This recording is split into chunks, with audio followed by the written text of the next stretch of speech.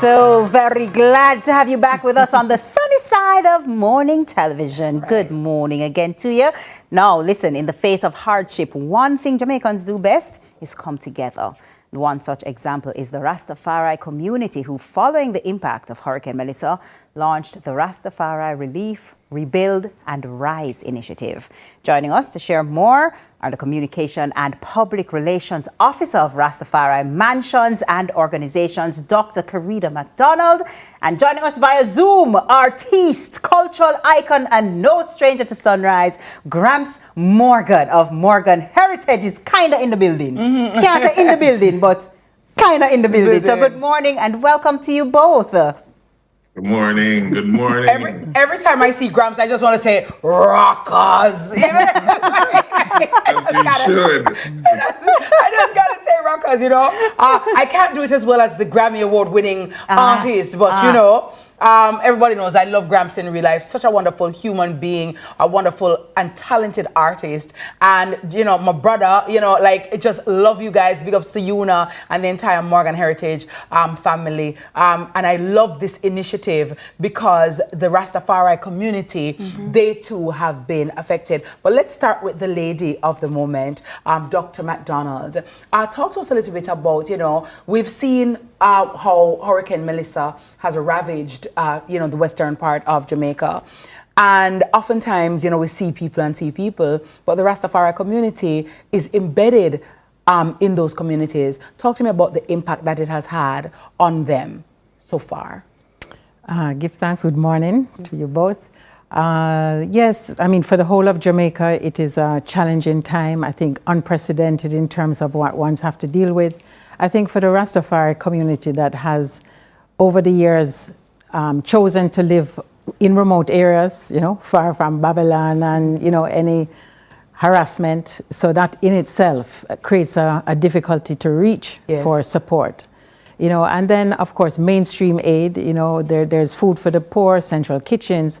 But the food items, as you can imagine, the Rastafari community has specific dietary practices, cultural practices. You're probably not going to find a Rastafari really going to a temporary shelter, you know, run by the, you know, the authorities. So, so those are some of the challenges. We found, we're doing a mapping exercise now, and we're finding that the data is showing us that there are many elderly that are living alone.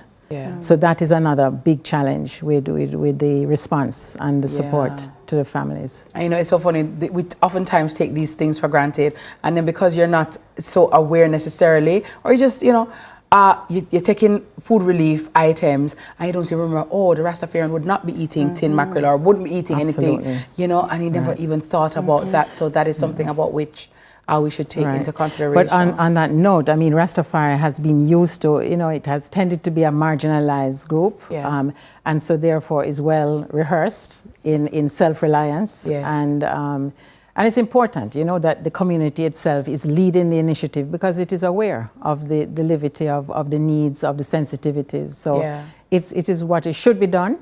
But now this is a call for the international and local support specifically to address those specific needs. Well, Dr. McDonald, tell us about Rastafari Mansions and what is it? Organizations and its mission. What exactly is the plan? Well, in terms of the relief or just overall? Well, I mean, the organization was begun, it's fairly new, so ones may not know of it as yet. It's about 3 years old. There have been many efforts to centralize and organize Rastafari organizations. And I would say this is a historically important one in that there's a signed constitution amongst 14 local organizations. So that, I think, demonstrates the seriousness of having a structure that can be for development purposes, humanitarian purposes, and being able to deliver at scale, you know, because this is definitely what is needed here. So in terms of this initiative, it's Relief, Rebuild and Rise. So it's a long-term vision. Having worked in the UN, one thing that you know within humanitarian crisis is that it's an opportunity. It's an unprecedented opportunity to gather resources that wouldn't normally be accessible and to use those wisely for a longer term betterment and for stronger infrastructures, stronger partnerships. And so we're actually, you know, looking at this as an opportunity for the Rastafari community to deliver and implement some of the, you know, the visions and activities that have been slow to really emerge. You know? All right, let's get Gramps in on the conversation. Gramps Morgan, talk to me about your role in this partnership and in terms of raising awareness and raising funds to help the Rastafari community of which you're a part and for whom you've been a strong advocate. Well, for many years, you know, the Rastaman has always sent out this message. Good morning once again. Good morning, Dr. McDonald. Good to see you.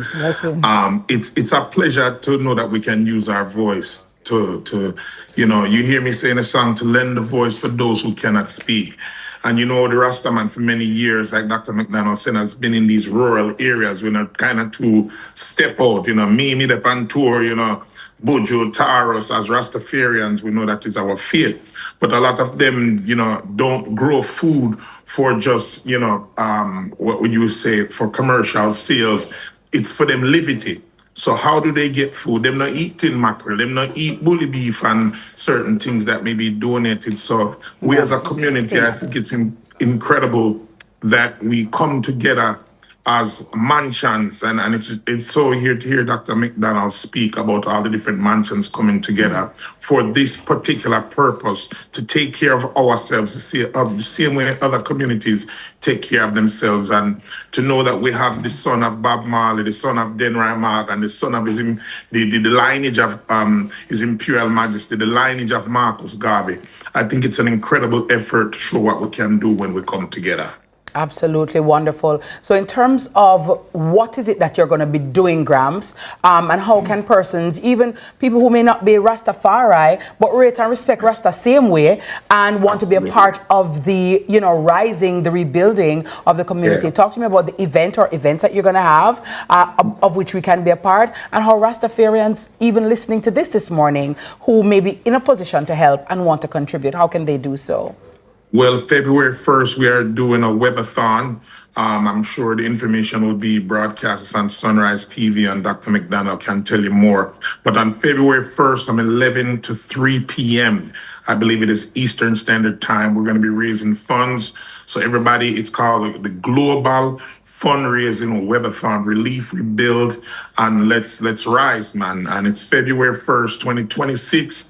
That's, I think, 2 days away from now, if I'm not saying it right. But we're looking for everybody to come online, look for things on social media, look on my social media page. And of course, we're looking for everybody to come and donate, even if it's $1. If you love Rasta, you love Rasta, you love the culture, you love the food, you love the music, come together and just do what you can do for Rastafari. Absolutely. And if I can just add to what Gramps has mentioned, we are excited to announce that the Bob Marley Museum will be hosting what we're calling a Webathon Watch Groundation. Oh, nice. So that's going to be on the same day, and ones will be able to gather and witness history collectively. Yes. You know, this is 32 organizations, so it's not just the RMO. This is 32 organizations globally, Rastafari organizations who have, you know, come together to really make this thing work. We have a whole Rastafari media network.